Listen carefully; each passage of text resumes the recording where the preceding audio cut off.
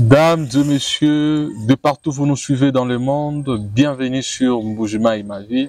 Vous êtes tellement nombreux à nous suivre de partout. Grande est ma joie de vous savoir ainsi. Nous sommes ici sur ce plateau spécial dans le cadre de cette émission consacrée aux candidats qui s'appelle bien sûr Parole aux candidats.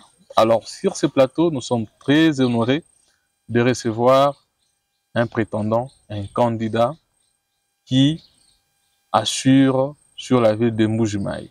Il s'agit bien de Guilain Boyendois, que je salue. Bonjour Guilain Boyendois. Bonjour, monsieur Félix. Vous allez très bien? Je me porte très bien. On est très heureux de vous recevoir sur ces plateaux de Mbuji-Mayi ma ville, dans le cadre de cette émission Parole aux candidats. Alors, avant bien sûr de continuer, je vais inviter nos aimables internautes qui nous suivent de partout de mieux pouvoir découvrir qui est Guilain Boyendois dans cette rubrique consacrée à un portrait spécial de votre personne. C'est parti.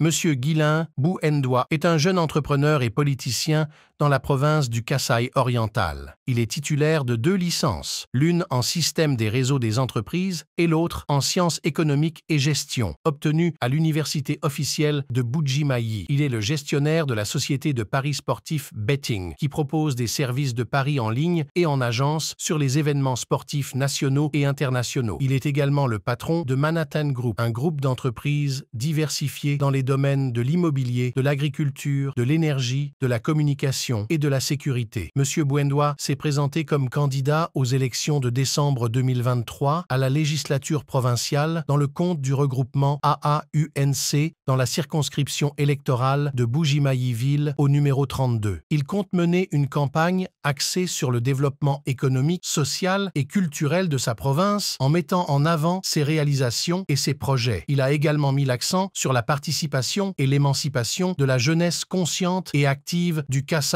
oriental, dont il se veut un modèle. Monsieur Guilain Boyendois est l'invité de l'émission Parole aux candidats sur le média le plus suivi du Grand Kasaï, Mbuji-Mayi, ma ville, au micro de Jean-Félix Kabouyi.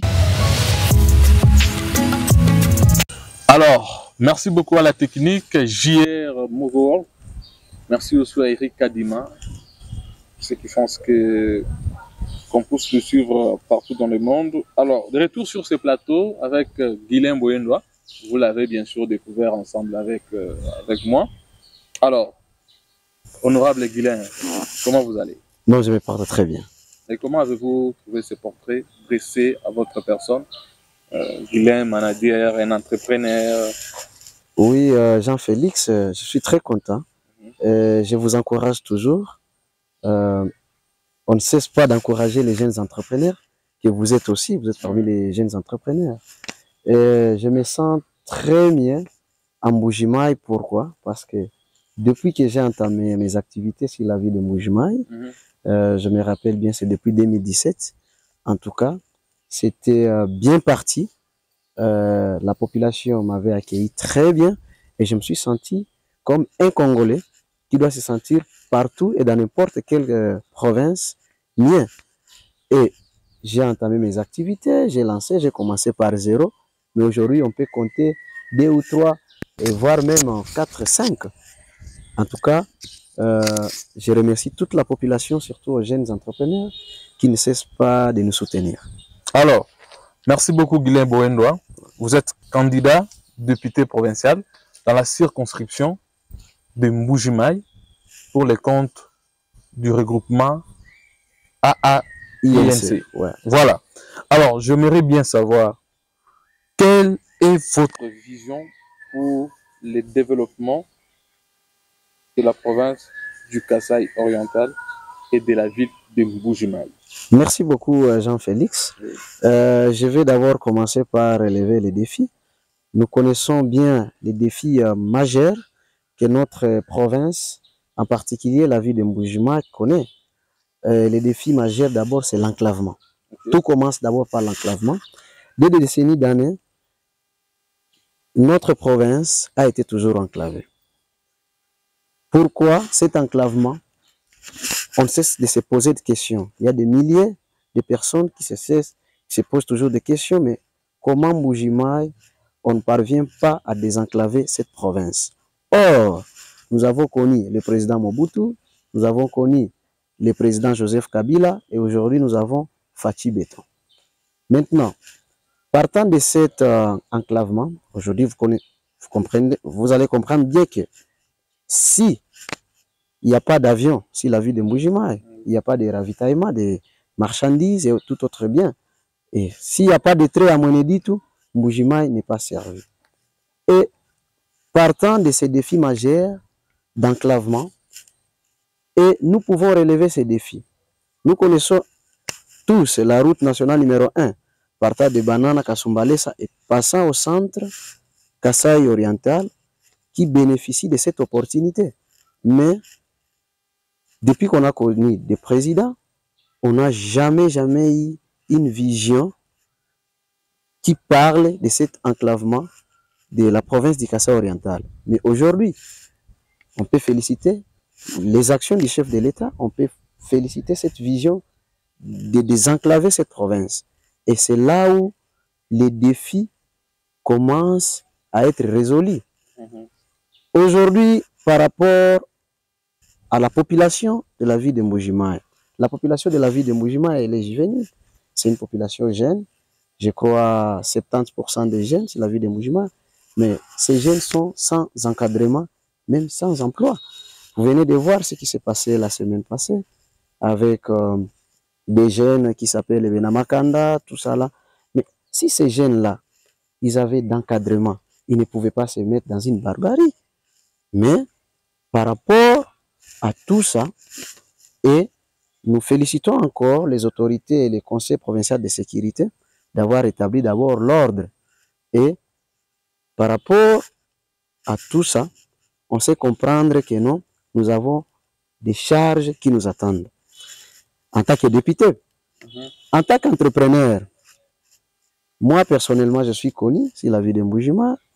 J'ai engagé aujourd'hui près de 80 jeunes dont je paie mensuellement, hormis notre territoire d'Nganajika et Miabi, qui en pour parler et tout ça. On a déjà mené des enquêtes pour investir là aussi. Mais cette opportunité, c'était une opportunité dans les paris sportifs. Laissez-moi parler des paris sportifs parce qu'aujourd'hui, les gens disent que non, c'est le jeu du hasard, tout ça là. Mais allez-y sur Google, il y a beaucoup de livres. Et vous allez découvrir comment investir dans les paris sportifs, jouer, gagner. Et puis, les revenus là, que les jeunes gagnent, comment est-ce qu'ils les investissent dans leur ménage. Et si vous menez des enquêtes, vous allez trouver que non, ces hypothèses peuvent prouver à 100% que non, les paris sportifs contribuent au panier ménagère. Donc c'est parmi votre vision de développement du Kasaï oriental? Non, je suis en train de parler d'abord par rapport à ce qui me concerne, oui, à l'entrepreneuriat. Oui. Maintenant, par rapport à notre vision, moi je vais parler de deux choses. J'ai parlé d'un défi majeur qui est l'enclavement et j'ai parlé maintenant dans un champ tellement élargi par rapport en termes d'emploi.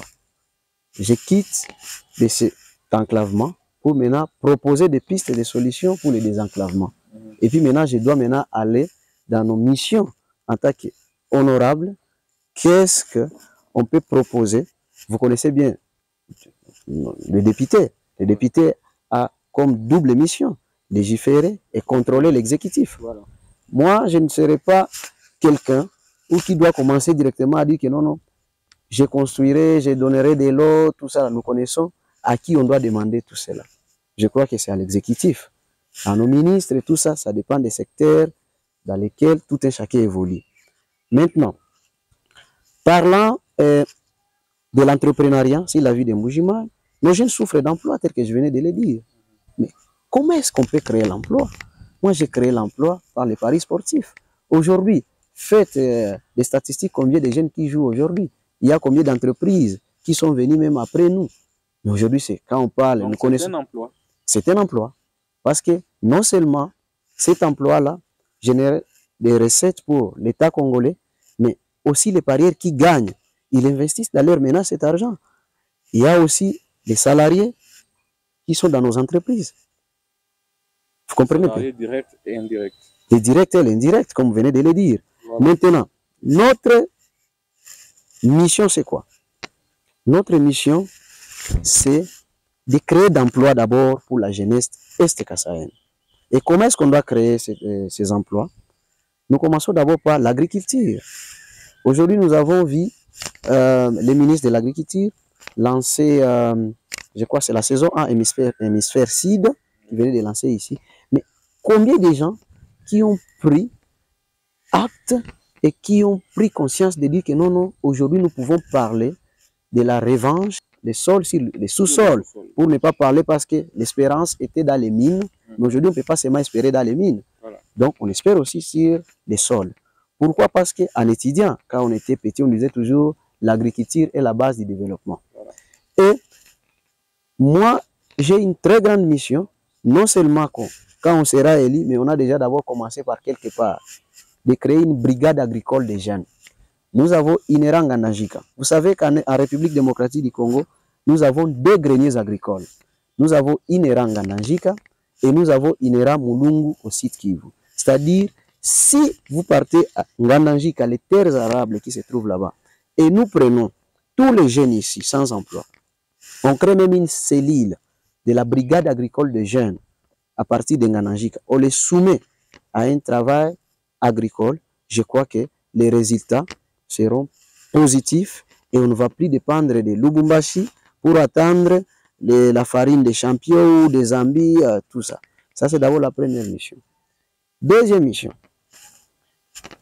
Vous savez que partant seulement de l'agriculture, on ne peut pas parler de l'agriculture sans pourtant parler aussi de l'élevage. Aujourd'hui, imaginez-vous, M. Félix, si vous entrez à Bakwadianga ici, les kaloulous. Les kaloulous coûtent combien? Vous allez voir, un petit lapin là coûte 15 000 francs. Vous comprenez? Mais combien d'éleveurs ici de lapins que vous pouvez identifier? Même les fictifs, même ceux qui sont bien répertoriés par les ministères de l'élevage, agriculture et l'élevage, tout ça. Là. Combien? Mais c'est une honte pour nous les jeunes. Mais on reste tout ça dans la rue, on s'est dit qu'on est des Venamakanda, tout ça là.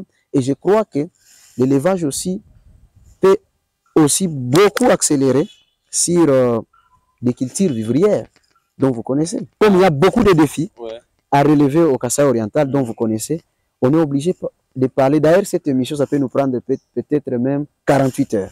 Entrer seulement de parler du développement du Kasaï oriental. J'aimerais que vous soyez quand même bref et concis. En deux mots, qu'est-ce que vos électeurs peuvent retenir sur la vision qu'a Guilain Bouendoua pour le développement du Kasaï oriental en général et de la ville de Mbujimaï en particulier, parce que sans ignorer, je le rappelle, que vous êtes candidat député provincial dans la circonscription de la ville de Mbujimaï. Merci beaucoup, je dois être trop bref, comme vous le demandez, mais sinon, on devrait élargir beaucoup les champs. Il y a beaucoup de choses à dire, parce qu'il y a un grand défi à relever, problème courant, problème quoi, tout ça là. Maintenant, moi je demande à tous mes électeurs de nous faire confiance, premièrement, parce que nous avons des actions palpables. On avait commencé par zéro, et aujourd'hui nous avons des résultats. Et par rapport à ma vision, moi j'ai créé d'abord un emploi aux jeunes. Je viens de le parler ici. Une fois élu, je ne cesserai pas, si l'opportunité nous fera que on est dans l'exécutif, dans n'importe quel ministre sectoriel, mais moi je n'accepterai pas de prendre le ministère des ITPR, parce que je ne suis pas expert. Vous visez déjà le ministère après la parce que, oui, je suis un travailleur. Pourquoi pas? Moi je suis un travailleur. Moi je ne serai pas quelqu'un qui va aller rester. Moi je ne serai pas quelqu'un qui sera dans des séances de plénière. Non, moi je suis un travailleur. C'est pourquoi en partage que je suis un grand travailleur, un très grand bosseur, un grand entrepreneur, un économiste et un ingénieur à réseau informatique. C'est pourquoi j'ai dit j'ai créé d'abord l'emploi des jeunes, comme c'est l'initiale que j'ai commencé. Deuxième des choses, j'aurai à contrôler bien l'exécutif. Partant de tout ce que je venais de vous dire, quand je suis à l'hémicycle, moi, ce n'est pas un député qui viendra que non, on se met là, on met les gens dans la poche. D'ailleurs, j'ai une base solide sur moi. Vous connaissez très bien. Alors, merci beaucoup. C'était Guilain Bouendoua, le candidat député provincial pour la circonscription de Mbujimaï, qui est bien sûr l'invité de l'émission Parole aux candidats. Alors, vous avez expliqué en long et en large Ouais. la vision de votre vision et on aimerait bien savoir sur quel partenaire stratégique que vous envisagez vous appuyer pour arriver non seulement à avoir l'électorat, mais aussi à accomplir cette vision qui est en voie. Je crois que les partenaires capitaux, c'est d'abord le peuple. C'est d'abord la population. Bansonga, c'est ça d'abord les grands partenaires. Mais sans oublier que je suis dans un très grand parti, le parti de l'honorable Vital Kamerhe, dont je salue INC en sigle, et je suis le fédéral ville. Aïe, j'ai fait l'intérim. Moi, je ne suis pas un politicien venu qu'on venait d'attribuer juste sa candidature comme ça, comme on est en train de le voir dans les réseaux sociaux. Mais nous sommes des politiciens et des politiciens qui ont des bases solides sur l'entrepreneuriat et sur les actions fondées.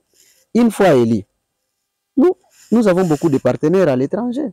Je venais de vous dire ici sur un projet dont j'ai déjà même établi les objectifs globaux et spécifiques, les résultats, l'activité et budgétisé même pour l'agriculture.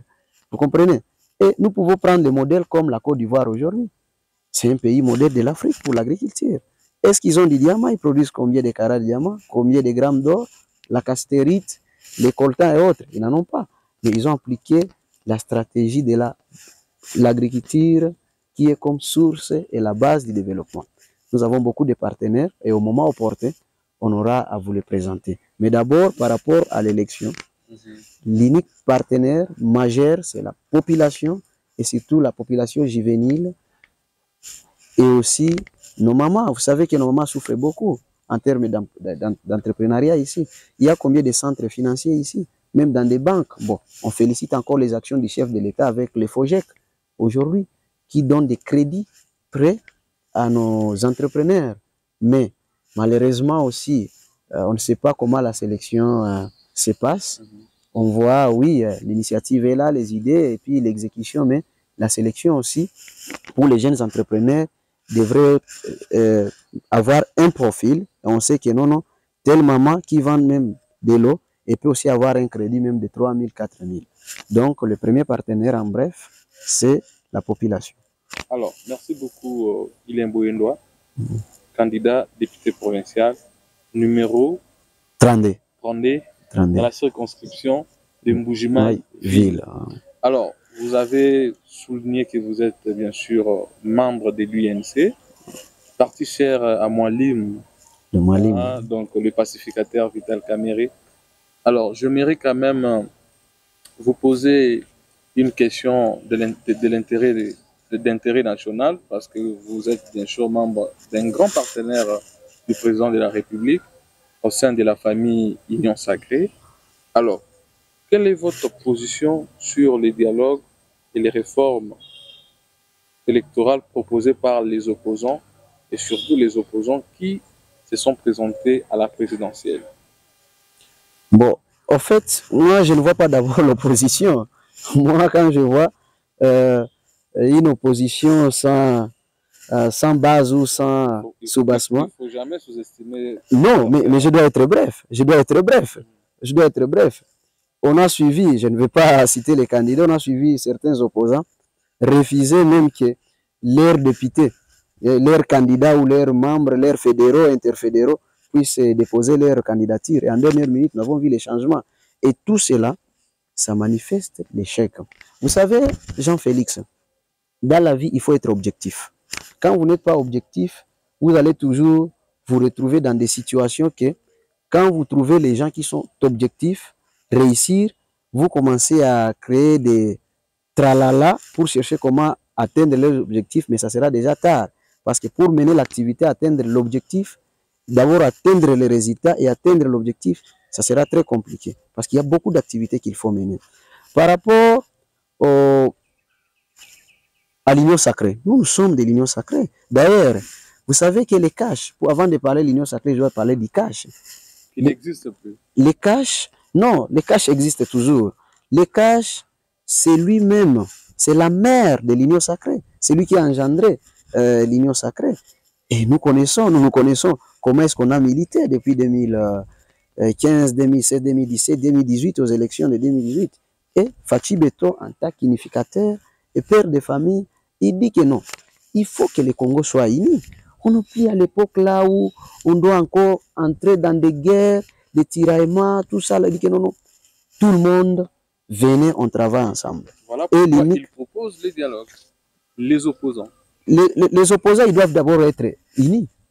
Nous avons connu quand l'honorable Vital Kamerhe, avec le président Félix, ils avaient retiré leur signature à Genève. Ils étaient déjà unis, vous comprenez? Mais une opposition sans union, nous sommes en train de voir Denis Mukwege aller faire ses meetings au site Kivu. Nous voyons Matata là, donc c'est éparpillé. Alors que nous sommes à 20 jours de scrutin. Vous comprenez? Nous sommes à 20 jours de scrutin. Et tout ça, ce sont des distractions. Moi, je peux appeler ça des distractions. On veut distraire le peuple et le mettre dans une situation pensant qu'il n'y aura pas élection.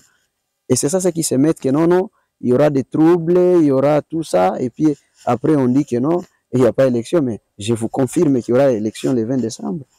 Alors, merci beaucoup Guilain Boendoua, candidat à député provincial dans la circonscription de Mbujimayi. Une question, vous voulez devenir député provincial et vous savez très bien que la province du Kasaï oriental a connu, sous le premier mandat du chef de l'État, l'instabilité au sommet de cette province suite à la multiplicité de déchéances, de mises en accusation, des gouverneurs, des dirigeants. Et actuellement, pour preuve, la province est dirigée par l'intérimaire, mais aussi l'Assemblée provinciale. Selon vous, c'est quoi la genèse de cette crise qui règne au sommet de la province du Kasaï oriental? Merci beaucoup. En tout cas, c'est une très bonne question et trop pertinente que tout un chacun, je crois, même les Congolais vivant ailleurs, ils se posent la même question. Mais si nous avons connu des déchéances, ça part de quoi? Ça part d'abord de nos provinciaux, les députés provinciaux ici. Qui ne sont là que pour leurs intérêts. Mais je venais de vous dire, Jean-Félix. Vous le serez aussi. Jean-Félix, je venais de vous dire, laissez-moi vous dire une chose. Est-ce que vous pouvez, c'est normal que vous soyez un député provincial, vous êtes élu légitime du peuple, sans avoir même une petite boutique de référence. Est-ce que vous trouvez ça normal? Un élu légitime du peuple, sans avoir une petite boutique de référence. Vous là par quoi? Qu'est-ce que ça avoir, être député, avoir une boutique? Voilà. C'est pas le travail d'un député. Non. Je parle en termes de référence. Des revenus ou bien des... Non, je parle d'abord en termes de référence. Nous connaissons, d'ailleurs, moi, il y a des députés provinciaux dont je ne maîtrise pas. Je maîtrise quelques-uns comme l'honorable Yves Mwamba, dont je félicite. J'ai toujours félicité parce qu'il est actif et c'est un entrepreneur comme moi. Vous comprenez? Mais quand vous avez un député qui n'a même pas une petite entreprise, pour ne pas parler d'une boutique, je parle même d'une petite entreprise à revenu. Mais vous le mettez à l'hémicycle, mais qu'est-ce qu'il fera? Il ne fera que voir ses intérêts. Monnaie, tout ce qui sera. Mais c'est ça. Et il sait que non, si on ne fait pas telle pression à l'exécutif, on n'aura pas l'argent. Et les gens ont évolué, nos honorables ont évolué dans cette situation-là. C'est vrai. Il y a aussi le leadership de l'exécutif qu'on peut aussi compter. Je ne sais pas citer ou voir le leadership de tout un chacun, mais moi je parle à ce qui concerne les députés provinciaux.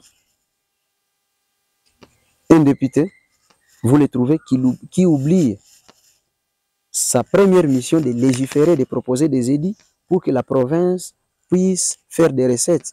Mais il se met là que non, la déchéance, tout ça là, il faut que les gouverneurs quittent, tout ça là. Mais l'exécutif doit travailler avec quoi?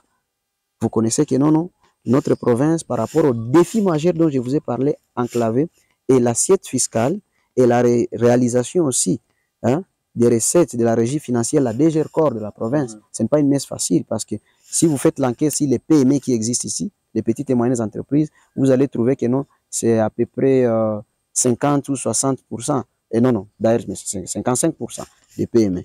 Contrairement à d'autres provinces, parce qu'il y a un problème d'électricité, il y a les investisseurs qui fuient, du jour au lendemain, les entreprises ferment des portes, et tout ça, ça a un impact négatif d'abord sur l'exécution de la régie financière. Et maintenant, tout ça, je crois que nos députés devraient chercher une bonne matière, comment proposer des édits. Je viens d'encourager. Est-ce que vous connaissez qu'aujourd'hui, il y a l'édit, je ne vis pas l'édit, mais l'arrêté de 2019 laissé par le gouverneur Maouéja dans les paris sportifs. Toutes les entreprises des paris sportifs paient ce qu'on appelle la taxe de recensement des activités de loisirs. Vous comprenez? C'est une taxe annuelle ressortissant à la province, c'est-à-dire toutes les activités de loisirs doivent payer cette taxe-là. Mais c'est quand même, c'était une bonne chose à louer. Donc c'est une stratégie de renflouer les caisses. Mais c'est ça. Mais c'est ça. Parce que prenons même une petite terrasse. Hein? Bien, si cette terrasse-là est bien identifiée, on sait que non, non, ils vendent petit ou bien grand, mais on sait qu'à la fin de l'année, il va payer quand même si c'est un petit montant là, minime, mais ça va quand même participer à l'exécution des recettes de la province. Donc, selon vous, l'instabilité est due au mauvais casting de nos élus actuels. Voilà, c'est ça. Qu'est-ce que vous proposez? Qu'est-ce que vous pouvez dire à la population à faire de sorte que ces genres d'erreurs ne puissent plus se répéter dans la législature à venir? Merci beaucoup. Comme je venais de vous dire, moi, je peux demander, surtout à la population juvénile. Moi, je ne cesse pas de citer le mot juvénile parce que je tiens beaucoup à la jeunesse. Je suis jeune, oui, je suis jeune et je demande à nos jeunes parce que vous savez que la jeunesse, c'est le Congo de demain, c'est l'avenir. Voilà. Même les parents qui vont voter, ils vont se référer par rapport à leurs enfants jeunes. Ils vont demander, cette fois-ci, on va donner la chance à qui? C'est ce qui, même si ce n'est pas dans nos quartiers. Mais, Jean-Félix, moi, je demande à la population de faire confiance aux gens d'abord qui ont des références. Pourquoi je mets référence? Quand on voit Jean-Félix, on voit Mbujimayi ma ville. Vous comprenez? C'est une référence, vous faites la fierté. Merci. Vous comprenez? Vous faites la fierté de la province. Quand on voit M. Guilain Bouendoua, que je suis, je n'ai pas seulement les paris sportifs ici. Vous comprenez? J'ai Manhattan Investment et j'ai encore Manhattan Agro-Industriel qui est en cours. On va faire le lancement bientôt. D'ailleurs, vous serez le jour du lancement là. Vous ne pouvez pas manquer comme entrepreneur. Et de faire confiance à ces jeunes entrepreneurs qui ont des références. On sait que quand Guilain est à l'hémicycle, on sait là où les retrouver d'abord. On sait qu'aussi il y a des petites plaintes hein, qu'on doit les soumettre, on sait les voir que non, lui quand même il a un bureau comme base. Vous comprenez? Qu'au lieu de prendre les gens fictifs parce qu'ils appartiennent dans tel parti politique, d'appartenir dans telle famille politique, dans telle tribu, et le mettre là-bas pour le mettre. Hein, et puis commencer à chercher comment encore que non, non, voilà, on l'a mis là-bas. Commencer à pleurnicher par après. Oui, pleurnicher, et puis commencer à même à les doiter, dire que non, non, voilà, les messieurs qu'on a élis, on l'a mis depuis qu'on l'a élu, il commence à marcher avec les policiers.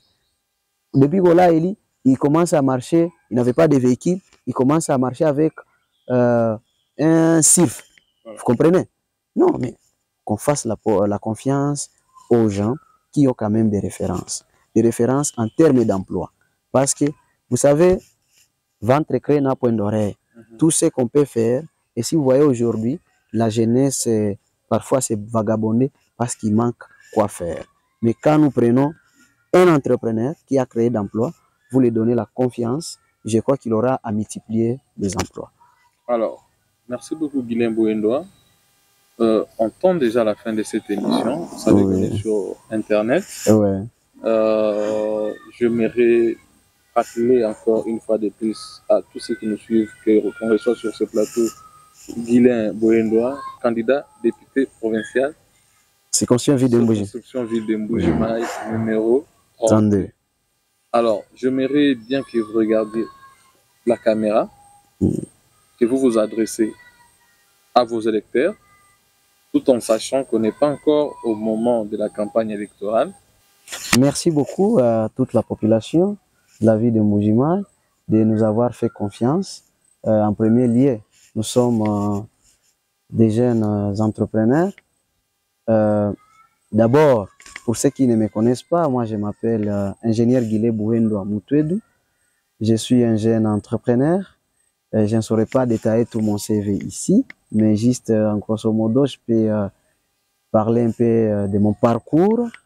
Je suis licencié bachelor de système anglophone en informatique des réseaux des entreprises et puis encore licencié en sciences économiques et de gestion à l'université officielle de Mbuji-Mayi. Je suis entrepreneur depuis 2016-2017. Je gère une très grande entreprise dont vous connaissez, Transport Betting Investment. C'est une entreprise de bookmakers dans les paris sportifs. Vous me connaissez très bien. Pour certains qui ne me connaissent pas, je venais de me présenter, mais je demande que vous puissiez nous faire confiance. Vous connaissez les grands défis dont on aura à relever, surtout en termes d'emploi. Je ne cesse pas de parler de l'emploi parce que ça me fait mal quand je vois comment nos jeunes souffrent, manquent des sous, et même nos étudiants partent à l'université par même manque de quelque chose dans leur poche, comme transport, comme unité, méga, toutes ces complexités-là. Mais le choix est à votre portée. Votez les entrepreneurs, s'il vous plaît. Ne votez pas les gens qui viendront que juste pour leurs intérêts, mais cibler de bonnes personnes qui vont faire le plus-value de la province. Merci beaucoup, amis et habitués de Mbuji-Mayi Maviv. Merci aussi à Guilhem Bouendwa. C'est moi qui vous remercie, Mbuji-Mayi, d'avoir accepté notre invitation. Et merci aussi à toute l'équipe technique qui nous a accompagnés ce soir. Grande et majeure de savoir très très nombreux. Vous nous suivez de partout dans le monde. Je vous salue de là où vous nous suivez. Et surtout, je vous invite à vous abonner, à suivre toute l'actualité locale, mais aussi régionale sur nos différents réseaux sociaux. Cela nous fera énormément plaisir. Quant à moi, je vous dis au revoir et à la prochaine.